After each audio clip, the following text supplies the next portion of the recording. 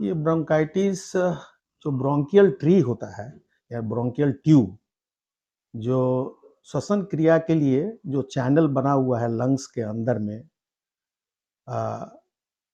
जो वृक्ष की तरह, जिसके द्वारा एयर जाता है और एयर निकलता है, उस ब्रोंकियल ट्री के इनिशियल लाइनिंग में एक तरह की सूजन हो जाती है और म्यूकस प्रोड्यूस हो जाता है, जिसके कारण वो चैनल रास्ता पतला हो जाता है, तो सांस जाने में और आने में कठिनाई होती है, जिसके कारण खांसी या दम फूलने की समस्या होती है। इसका लक्षण, शुरुआती लक्षण सर्दी, नाक का बहना या नाक का बंद होना, खांसी होना, सीने में तनाव होना, बुखार होना,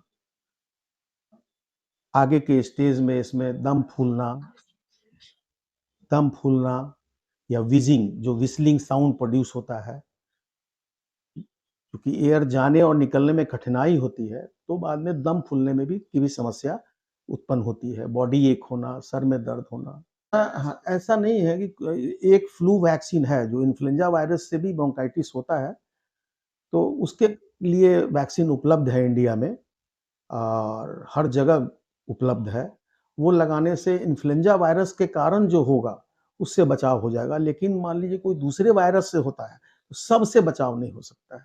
लेकिन उसको दिलवाना चाहिए क्योंकि ये उपलब्ध है।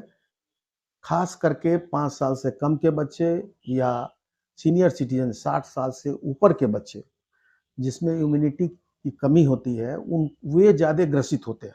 जैसे बच्चे में भी 5 साल से कम के बच्चे ज़्यादा ग्रसित होते हैं, तो उनको ज़रूर दिलवाना चाहिए। ये 5 से 7 दिन, 10 दिन, कभी-कभी 2 हफ्ता भी लगता है, खांसी कभी-कभी 3 हफ्ता भी रह जाता है, लेकिन यूजुअली 7 टू 10 डेज़ में मैं ये बताना चाहूँगा कि एक्यूट एंड क्रॉनिक ब्रोंकाइटिस होता है। एक्यूट ब्रोंकाइटिस जो होता है वो हुआ और ठीक हो गया।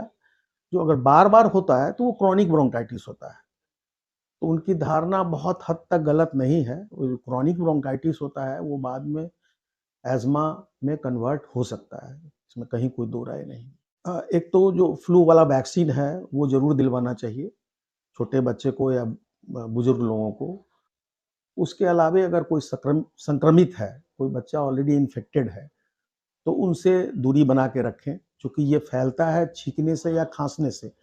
एयरबॉर्न ड्रॉपलेट इन्फेक्शन होता है, उससे बच के रखें। जो जिसको हो गया वो मास्क पहने, उनसे दूरी बना के रखें। कभी कभी ये सलाइवा से भी, लार से भी होता है, तो साबुन से हाथ धो के खाना खाएं। बच्चे को गले लगाना, चुंबन करना, इससे बचें। होता है।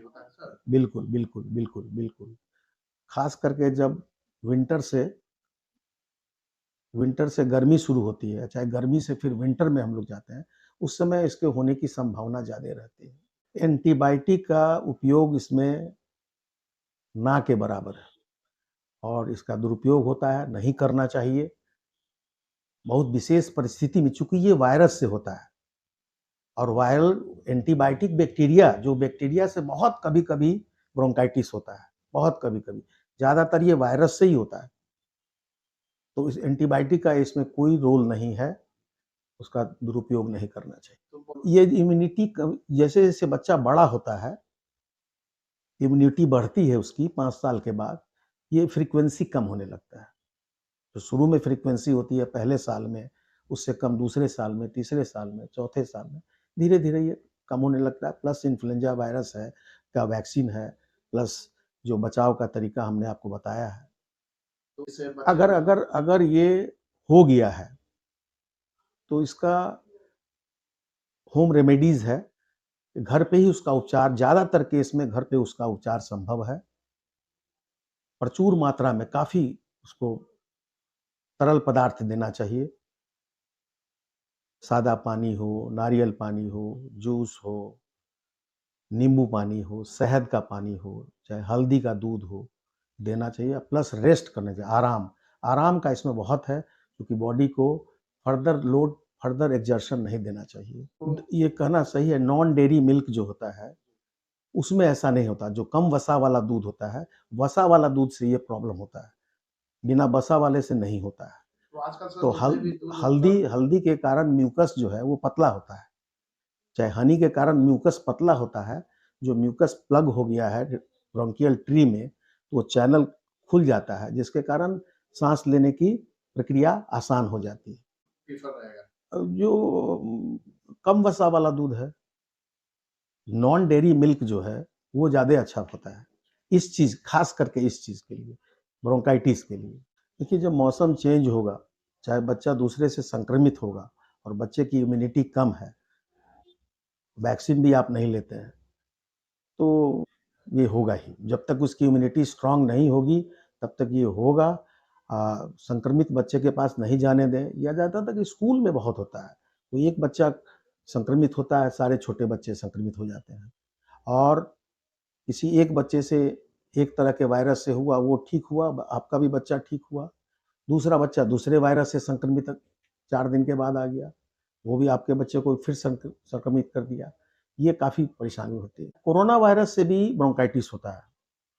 इसे जो बहुत तरह के वायरस हैं, जिसमें कॉमन कोल्ड वायरस जो राइनो वायरस होता है, एडिनो वायरस होता है, फ्लू वायरस, इन्फ्लुएंजा वायरस होता है, उसका कोरोना वायरस है।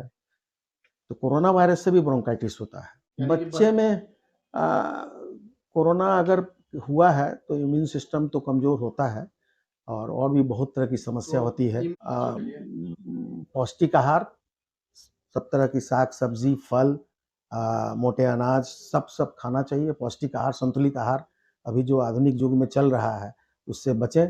जो जंक फूड है और ये ₹5 का जो ये पैकेट सब आता है, नमकीन, चिप्स और कुरकुरे, इस सब से बचना चाहिए। पौष्टिक आहार खाना चाहिए। तो एप्पल, सेब अच्छा फल है, जामुन अच्छा फल है, इसके लिए ब्रोंकाइटिस के लिए ख़ास करके।